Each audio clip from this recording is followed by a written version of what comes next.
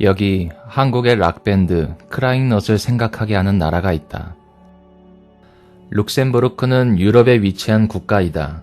유럽의 마지막으로 남아있는 대공국으로 그에 걸맞게 국가의 크기가 굉장히 작다. 그러나 인구 50만 명, 면적 1000제곱킬로미터를 넘기기에 미니 국가는 아니다.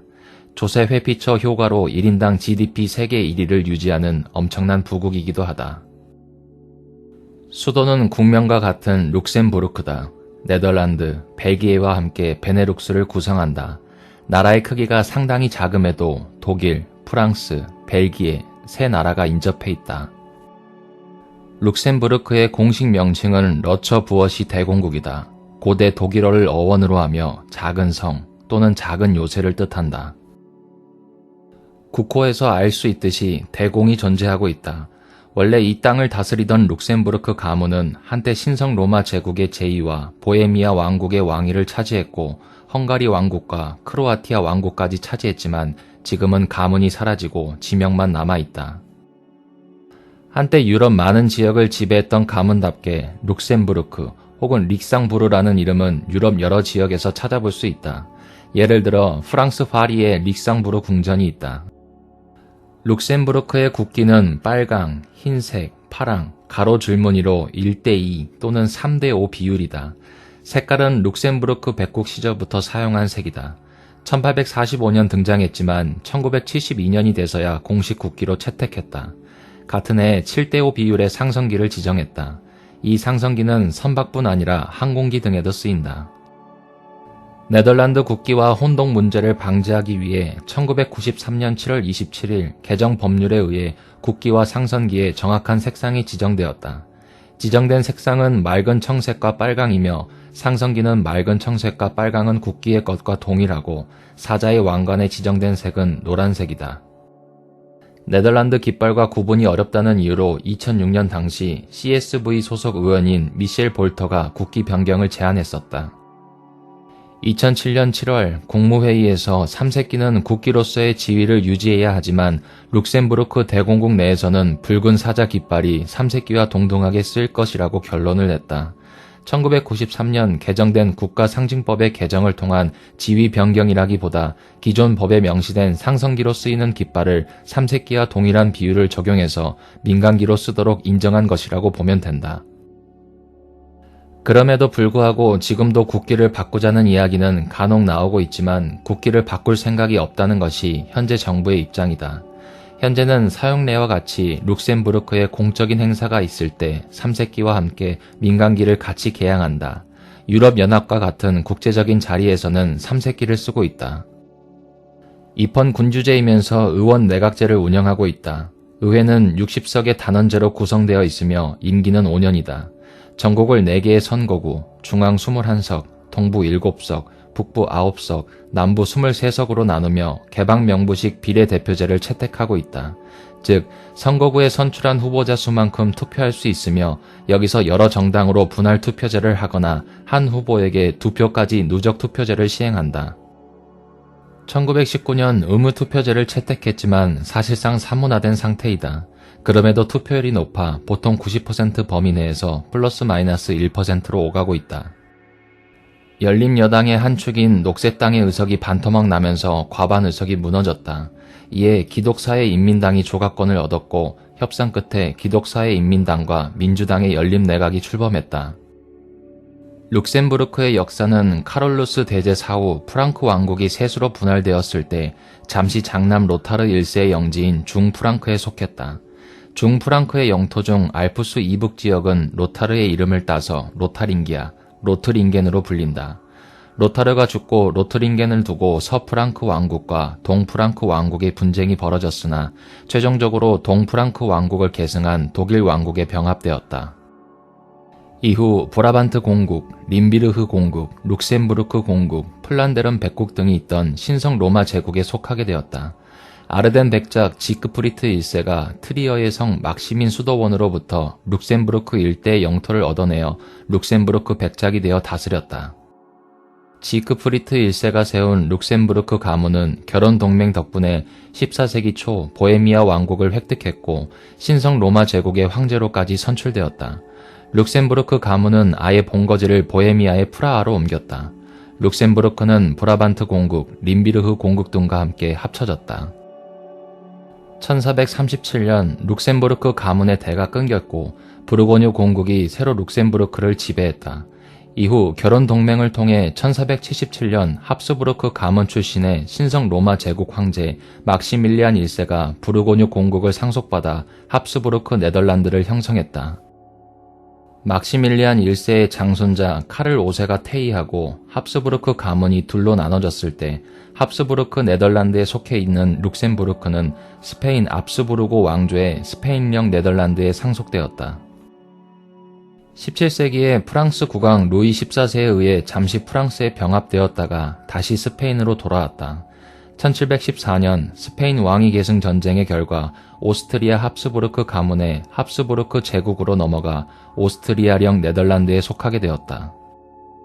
프랑스 대혁명이 일어난 후 대프랑스 전쟁이 시작되었을 때 1794년 프랑스 제1공화국이 오스트리아령 네덜란드를 점령했다. 1815년 나폴레옹 전쟁이 끝나고 열린 빈 회의에서 오스트리아 제국은 이탈리아 반도 북부를 얻는 대가로 벨기에와 룩셈부르크를 포기했다. 룩셈부르크는 대공국으로 승격되었고 네덜란드 국왕이 룩셈부르크 대공을 겸했다. 또한 같은 해 세워진 독일 연방에 가입했다. 1839년 런던 회의에 의해 서쪽 영토 절반을 벨기에에 할양했다. 1842년 독일 관세 동맹에 가입했다. 프로이센, 오스트리아 전쟁이 일어나고 나서인 1867년 독일 연방을 탈퇴하고 영세 중립국의 지위를 받았다. 1890년 동군 연합이던 네덜란드에서 빌헬미나 여왕이 즉위해 룩셈부르크는 직위 계승 방식인 살리카법에 따라 반개인 나사우 바일부르크 가문의 아돌프 대공에게 상속되어 네덜란드의 지배에서 벗어나 분리되었다. 제1차 세계대전 때 독일 제국군에게 점령되었다가 종전 후인 1919년 마리아 델라이드 여대공이 물러나고 동생 샤를로트가 즉위했다. 샤를로트 여대공은 보르보네 파르마 가문의 펠릭스 공자와 결혼했다. 제2차 세계대전 때도 나치 독일에게 점령되었고 네덜란드나 벨기에와 달리 아예 독일 본토로 합병되어 젊은이들은 독일 국방군으로 징집되기도 했다. 제2차 세계대전 종전 후인 1945년 영세 중립을 포기하고 나토에 가입했다. 1987년 보르보네 파르마 본가와 귀천 상원에 대한 분쟁이 벌어져서 제앙 대공은 공식적으로 보르보네 파르마 가문과 결별하고 대공가는 나사우 바일부르크 가문으로 칭하고 있다. 룩셈부르크는 외국인 주민과 주변 국가에서 매일 국경을 건너 일하러 오는 종업자들이 많기 때문에 언어 사용이 다채롭다.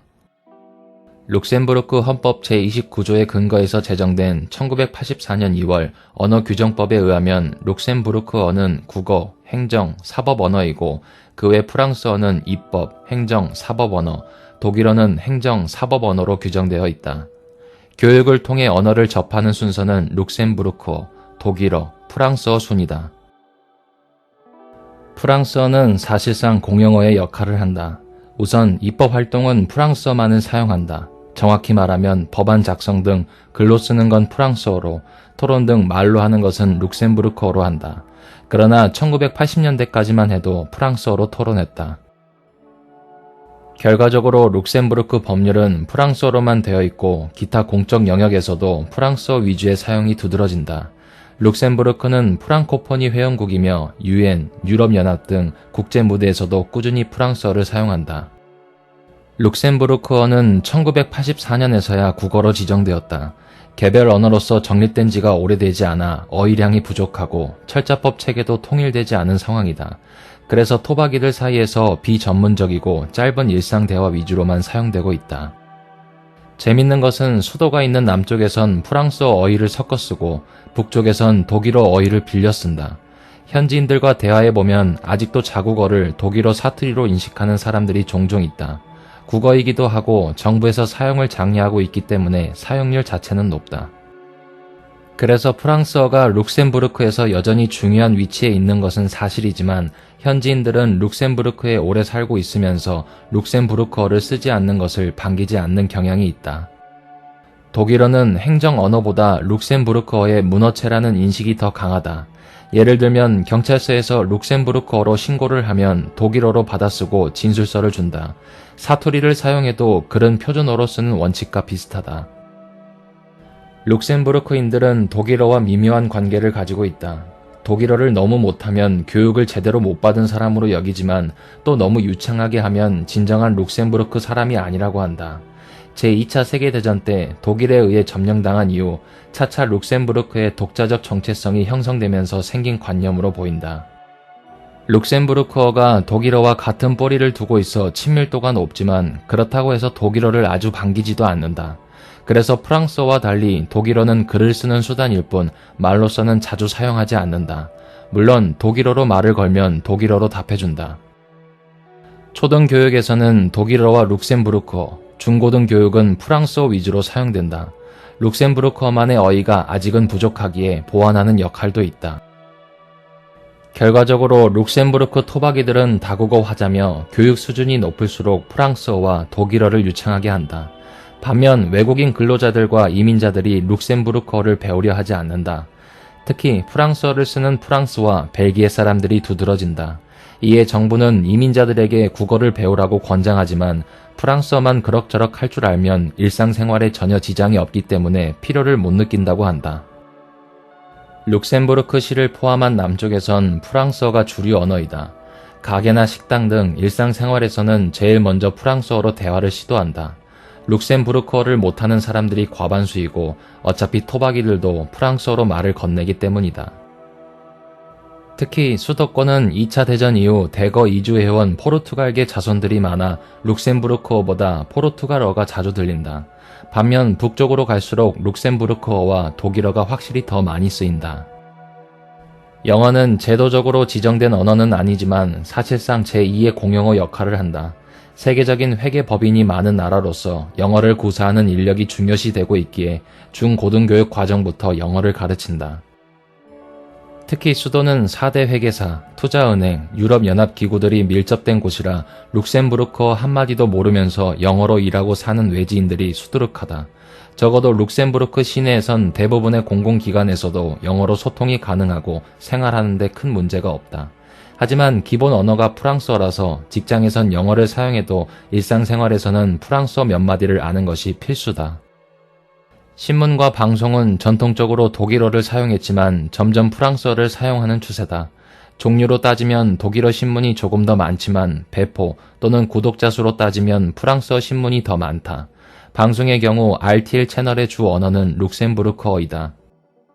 이 외에도 베네룩스 중 하나이고 베네룩스 중에서 네덜란드의 영향력이 강하므로 네덜란드어도 상당히 민간에서 통용되는 편이다. 공용어는 아니지만 네덜란드어를 배우고 이해하는 사람이 많다. 룩셈부르크는 유럽에서 알아주는 철강 산업국으로 예로부터 순도 25%의 고품질 철광석을 이용한 조강 생산량에서 1위였다. 1938년 한 해에만 143만 톤을 생산했는데 같은 시기 폴란드의 연간 생산량과 맞먹는 수준이었다. 또 다른 국가들과 비교하자면 체코슬로바키아가 180만 톤을, 벨기에가 200만 톤을, 프랑스가 600만 톤을 생산했다. 룩셈부르크는 이들과 체급 차이가 몇 배 또는 몇 수십 배는 나지만 생산량이 대등하거나 밀리지 않는다. 오늘날에도 여러 차례 합병을 거치며 지금도 세계 철강업계의 1위를 유지하고 있는 아르셀로 미탈의 본사가 바로 룩셈부르크에 있다. 철광석 고갈과 아시아 국가들과의 경쟁으로 룩셈부르크 내 생산력은 줄어들었지만 아르셀로 미탈은 국제화와 세계 각국으로의 진출을 통해 그 위상을 지키고 있다. 다만 2020년대 들어 공격적으로 팽창하는 중국 바오우 강철 집단에 1위 자리를 내주었다. 2022년 기준 룩셈부르크 수출의 30%가 금속류 제품에서 발생했다. 서방 세계를 석권한 수동식 계산기인 커타를 생산하던 곳이기도 하다. 금융 강국답게 우표와 동전을 예쁘게 만드는 것으로도 정평이 나 있다. 유럽연합 창설 이후로는 다국적 기업들에게 유리한 세법으로 인해 조세 피난처로 주목을 받고 있다. 예를 들자면 룩셈부르크는 지적 재산권에서 발생하는 모든 소득에 대해 소득세를 80% 면제한다. 이 때문에 많은 다국적 기업들이 직접 재산권을 룩셈부르크 소재 자회사로 옮기는 방식을 택하고는 한다.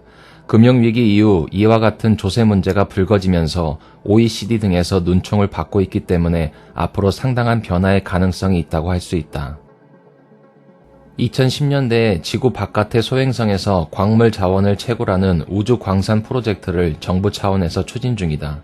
2016년 기준 미국의 민간 기업인 딥스페이스 인더스트리스의 투자와 융자를 합쳐 2,800만 달러를 쏟아부으며 손잡고 개발 중이다. 지구와 화성 사이에 있는 12,000개의 소행성군이 채굴 후보군이다. 의외로 룩셈부르크는 글로벌 1위 인공위성 운영회사인 SES를 포함 수십 개의 우주산업과 관련 있는 분야 기업들이 꾸준히 수익을 내고 있다. 금융업에 대한 높은 의존도를 우주산업을 통해 분산시켜 미래를 준비하려는 정부 차원에서 체계적인 산업 육성이라고 할 수 있다. 룩셈부르크의 군대는 1881년 2월 16일 창설되었다. 내륙국인 관계로 해군은 없다. 항공기는 보유하지만 공군도 없고 육군만 있다. 900명 수준으로 유럽에서 가장 작은 군대다. 준군사 조직인 모나코군, 스위스 근위대 등이 있긴 하지만 정식 군대로는 룩셈부르크군이 가장 작다. 장교와 부사관이 450명, 자원병은 340명 수준의 군무원이 100명이다. 1967년부터 모병제를 시행 중이다. 그래도 GDP만큼은 웬만한 선진국도 못 따라올 정도라서 베네룩스 3국 내에서 육군에 특화된 벨기에군, 해군에 특화된 네덜란드군을 경제적으로 보조해주는 역할을 맡고 있다. 공군은 벨기에와 네덜란드 양쪽에서 분담하고 있다. 6.25 전쟁 참전국이기도 하다. 유엔군으로서 1차에 43명, 2차에 46명을 파병했고 그중 2명이 전사, 17명이 부상당했다. 총 1개 소대 병력이었고 벨기에군 보병대대에서 소속되어 전투에 참가했다. 전투병 파병 국가 중에서는 가장 적은 숫자이지만 군의 규모가 원체 작은 것을 고려하면 룩셈부르크 입장에서는 최대한의 파병이었을 것이다. 실제로도 룩셈부르크군 전 병력 중 10%를 파병했기에 비율로 따지면 유엔 파병국 중 가장 높다. 또한 파병한 병력 중 사상자 비율도 3분의 1 이상으로 유엔 파병국 중 가장 높았다. 참전 초기에는 벨기에군과 같이 미 육군 제3사단에 배속이 되었다가 얼마 후 영연방 제29여단으로 배속되어 금굴산 전투, 학당리 전투를 포함한 임진간 전투에 참여했다. 학당리 전투 이후 룩셈부르크 군은 한국에서 철수했지만 일부 군인들은 벨기에군 소속으로 남아 전투에 임했다. 룩셈부르크는 장성급 장교 계급이 하나뿐이다. 현 통수권자는 앙리 대공이고 국방장관은 유리코 백스, 방위총장은 스티브 툴 장군이다. 주변국들과는 대체로 매우 협력적인 편이고 문화적으로도 관련이 매우 깊기 때문에 독일어, 프랑스어도 많이 쓰이고 있고 프랑코포니, 유럽연합에도 가입되어 있다. 참전국 중 가장 소규모 파병국이어서 벨기에군 보병대대 내에 편성했다. 룩셈부르크 참전 기념비도 벨기에 참전 기념비와 같이 쓴다. 그래서 대한민국 정부는 한국전쟁 휴전 후 룩셈부르크를 최우선 수교 대상국으로 지정했고 두 나라는 1962년 수교했다. 룩셈부르크 정부는 세금 감면, 규제 완화를 내세워 2011년 5월 영국에 있던 넥슨 유럽 지부를 룩셈부르크에 유치했고 이것에 대해 룩셈부르크 공세자 앙리가 직접 넥슨 대한민국 지사에 찾아와서 감사를 표명하고 지스타까지 참가해 대한민국 모든 게임 업체들에게 러브콜을 날렸다. 앙리 대공이 IOC 위원 자격으로 2018 평창 동계올림픽 개막식에 참석하기도 했다. 2019년 3월 28일 이낙연 총리와 그자비에 베텔 총리는 회담을 갖고 우주개발, 인공지능, 사물인터넷, 핀테크 등 신기술 개발 업종을 중심으로 협력을 강화한다고 밝혔다. 룩셈부르크는 미국, 영국, 싱가폴 다음으로 한국 주식시장에 투자를 많이 하는 국가이다. 국가 규모가 작기 때문에 별도의 대사관 없이 대한민국은 주 벨기에 유럽연합 대한민국 대사관에서 겸임했고 룩셈부르크는 주 일본 대사관에서 겸임하고 있었으나 2024년 7월 1일 서울에 주한 룩셈부르크 대사관이 설치되었고 같은 날 룩셈부르크에 주 룩셈부르크 대한민국 대사관이 설치되었다. 네덜란드와 룩셈부르크 양국의 관계는 역사, 정치, 종교 등 여러 면에서 매우 가까운 국가이다. 플랑드르 지역은 합스부르크 가문의 결혼 동맹 과정에서 스페인의 지배를 받게 되었다. 스페인 제국은 네덜란드의 개신교를 탄압했고 결국 네덜란드인들은 독립전쟁을 일으켰다. 북부 지역인 지금의 네덜란드는 독립에 성공했지만 남부 지역은 결국 굴복했고 합스부르크의 지배를 계속 받게 된다. 나폴레옹 전쟁 이후 빈 회의를 통해 룩셈부르크는 대공국으로 승격되었고 네덜란드 국왕이 룩셈부르크 대공을 겸했다. 또한 같은 해 세워진 독일 연방에 가입했다. 그러나 오랜 기간 동안 분리되었다가 합쳐져 여러 가지 차이가 생긴 탓에 언어, 경제, 종교적으로 갈등이 심했고 결국 벨기에 혁명으로 벨기에와 룩셈부르크 지역의 3분의 2가 독립했다. 이후 1890년 동군연합이던 네덜란드에서 빌헬미나 여왕이 즉위해 룩셈부르크는 직위 계승 방식인 살리카법에 따라 반개인 나사우 바일부르크 가문의 아돌프 대공에게 상속되어 네덜란드의 지배에서 벗어나 분리되었다. 이후 네덜란드와 룩셈부르크 양국은 2차 대전에서 독일에게 점령당하기도 했고 둘 다 중립을 포기하고 나토에 가입, 냉전 시기에는 소련을 견제하기 위해 협력을 했다. 그리고 유럽연합의 뿌리가 되는 유럽 공동체에 가입하기도 했다. 21세기 현재에도 매우 우호적이다. 양국은 역사, 정치, 문화, 종교에서 매우 가깝기 때문에 교류도 활발한 편이다. 그리고 유럽연합의 회원국으로 자주 활동하고 있다. 2000년 10월 7일 룩셈부르크의 대공 장이 물러나고 앙리 대공 세자가 뒤를 이었으며 네덜란드 여왕과 벨기에 국왕 및 왕비가 취임식에 참석했다. 고대의 경우 룩셈부르크 지역은 중프랑크 왕국에 해당되었으나 훗날 동프랑크 왕국을 계승한 독일 왕국과 합병되면서 문화적으로 일부분 독일화되기도 했다. 또한 룩셈부르크 공국은 신성 로마 제국에 속하기도 했다. 룩셈부르크와 프랑스 양국의 관계는 룩셈부르크는 프랑스의 영향을 많이 받았고 교류, 협력이 매우 활발한 편이다. 한때 프랑스와 룩셈부르크는 프랑크 왕국에 속하기도 했다. 프랑크 왕국이 서프랑크 왕국, 중프랑크 왕국, 동프랑크 왕국으로 나누어진 뒤 갈리아 지역은 서프랑크 왕국에 속했다. 반면 룩셈부르크 일대는 동프랑크 왕국의 일부가 되었다. 이후 룩셈부르크 일대는 부르고뉴 왕국의 일부가 되었다. 19세기 룩셈부르크 지역은 잠시 나폴레옹의 군대에 점령당하기도 했지만 나폴레옹의 몰락 이후에는 해방됐다. 룩셈부르크 지역은 프랑스의 영향을 많이 받았지만 프랑스의 간섭도 많이 받았다. 중립 모레스네가 룩셈부르크와 벨기에 일부 지역에 생겨났지만 중립 모레스네는 해체됐다. 제2차 세계대전 도중 양국은 나치 독일의 점령을 잠시 받았다. 룩셈부르크는 나치 독일의 점령 기간에 탄압과 억압을 받았다. 독일어 사용이 강제되고 학살이 일어나자 룩셈부르크와 프랑스에선 나치 독일과의 게릴라전이 이어졌다. 이러한 노력 끝에 프랑스와 룩셈부르크는 나치 독일로부터 해방될 수 있었다. 냉전 시절 양국은 군사적으로 협력이 활발했다. 그리고 유럽연합의 뿌리가 되는 루르 국제통치령에 속했다. 20세기 중반 양국은 유럽연합에 가입하게 된다. 양국은 프랑코포니, 유럽연합의 회원국들이다. 양국은 언어, 문화, 종교 등에서 공통점이 많기 때문에 교류와 협력이 활발하다. 양국 간 교류도 많은 편이고 룩셈부르크에서 프랑스어 방송이 실시되고 있다. 일부 프랑스인들이 룩셈부르크에 정착하는 등 양국 간 협력이 많이 있는 편이다. 양국은 프랑스어가 공용어이다. 그리고 프랑스어권 국가들에 속해 있기 때문에 문화 교류도 활발하다. 룩셈부르크인들의 대부분이 프랑스어가 능통하고 프랑스어 방송이 자주 실시되고 있기 때문에 프랑스의 영향을 많이 받고 있다. 양국을 잇는 도로, 항공노선, 철도가 존재한다. 프랑스 파리에서 출발하는 TGV를 타거나 메스에서 TER을 타고 갈 수 있다. 벨기에에서는 브리셀 남역에서 출발하는 IC를 통해 갈 수 있다. 독일에서는 트리어 중앙역에서 R2를 타거나 자르브리켄이나 프랑크푸르트에서 버스를 이용해서 갈 수 있다. 또한 스위스 치리히와 바젤에서도 인터시티 편으로 입국할 수 있다. 프랑크푸르트에서는 플릭스버스와 같은 교통편을 미리 예매하면 5유로에서 15유로 사이로 이용이 가능하다. 중앙마을에서 별로 멀지 않는 곳인 핀델 근처에 공항이 있어 주변국에서 항공편으로 오는 것도 가능하다. 다소 가격이 비싼 룩스에어가 메인 항공사로 운항하고 있으나 유럽의 저가 항공사인 이지젯이 2015년부터 운항하고 있고 2016년부터는 라이언에어가 취항을 시작해서 영국, 이탈리아, 스페인 등의 노선을 운항하고 있다. 룩셈부르크는 크게 3개의 구로 나뉘고 작게는 12개의 주로 나뉜다. 더 작게는 102개의 지방자치제가 있다. 하지만 대부분이 수도인 룩셈부르크시만 간다. 여유를 두면 비안된 고성까지도 가긴 한다. 수도인 룩셈부르크는 크게 중앙마을, 중앙아랫마을, 유럽 광장 방향 신시가지, 기차역 방향 신시가지로 구분된다. 마스코트는 노란 왕관을 쓴 사자의 옆모습이다. 중앙마을은 걷기에 아주 크기도 작지도 않은 적절한 규모고 가장 구경거리가 많은 지역이다.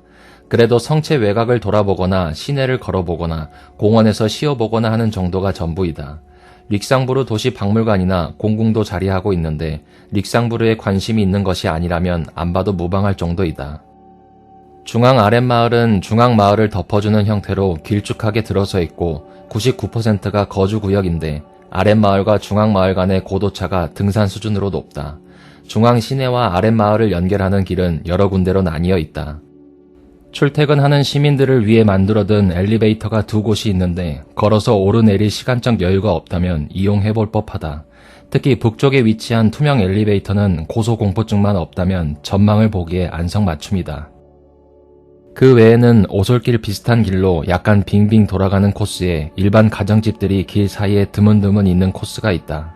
하지만 차로 옆에도 인도가 있고 그 차로를 따라가면 바로 클라우센이라는 곳으로 내려갈 수 있다.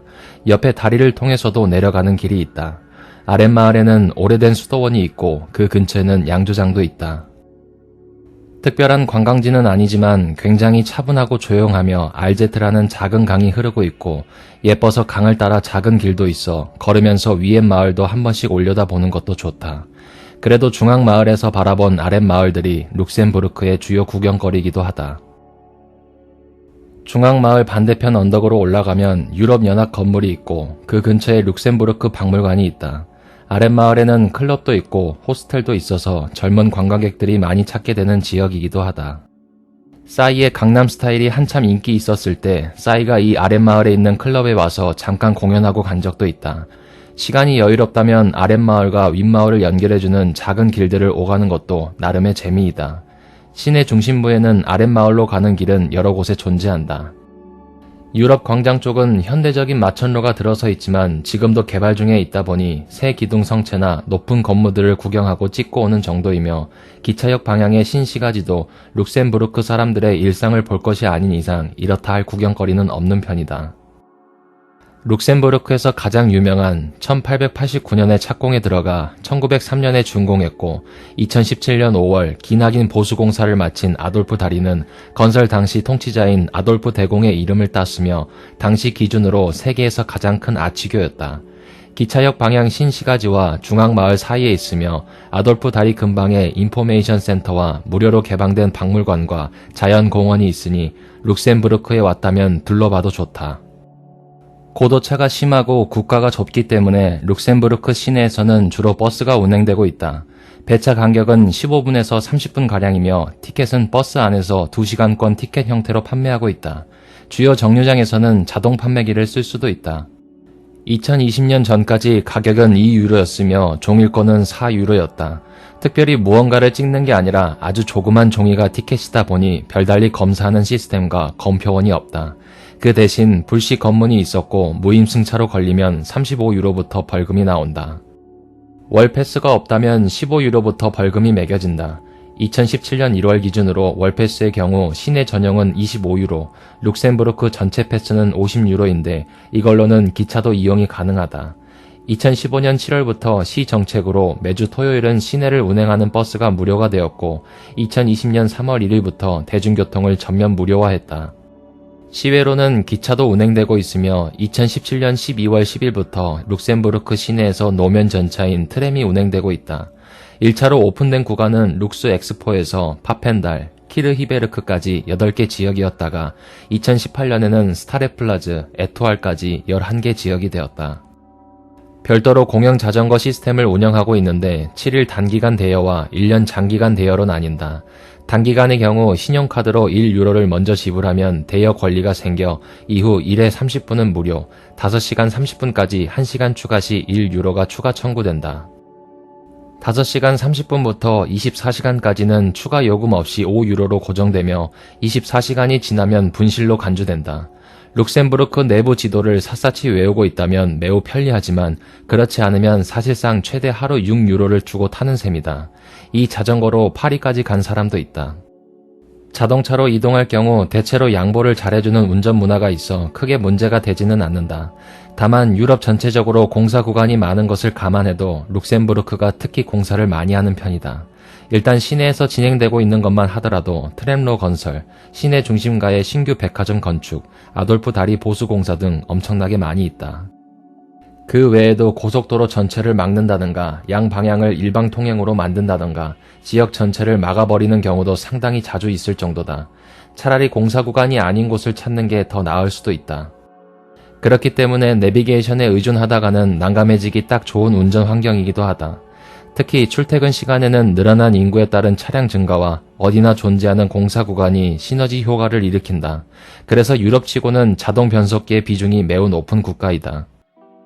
물가가 비싼 유럽에서도 인건비가 최고 수준이다. 음료수나 가공정 식품 같은 건 그다지 비싸다고 느낄 수준은 아닌데 좀 괜찮아 보이는 식당이나 상점에만 들어가면 지금껏 체험하지 못한 엄청난 가격을 볼 수 있다. 근처 독일, 프랑스, 벨기에 도시들과 비교했을 때도 물가 차이를 확실하게 느낄 수 있다. 레스토랑은 인건비가 높은 만큼 정말 비싸지만 마트 물가는 그래도 훨씬 싸며 장보는 가격은 저렴한 편이다. 알디 같은 마트의 경우 물론 품질이 안 좋은 경우도 많지만 싼 물건들이 많다. 보통 마트 가격은 알디, 델하이즈, 캡터스 정도인데 마트 프로모션에 따라 어떨 때는 캡터스에서 사는 게 싼 경우도 있다.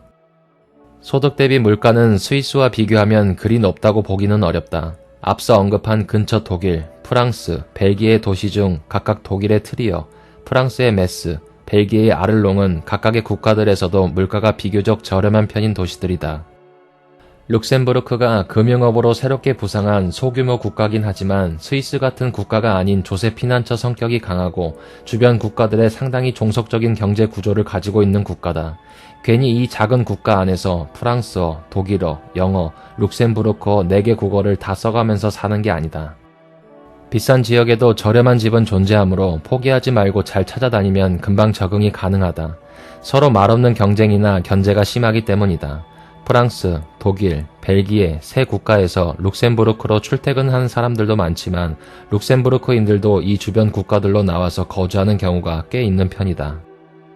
스위스와 국경을 맞댄 지역들은 해당 국가들에게 물가가 최소 평균 이상인 곳들이 대부분이지만 룩셈부르크 주변 지역들은 물가나 집세가 비교적 싼 지역들이 대부분이다.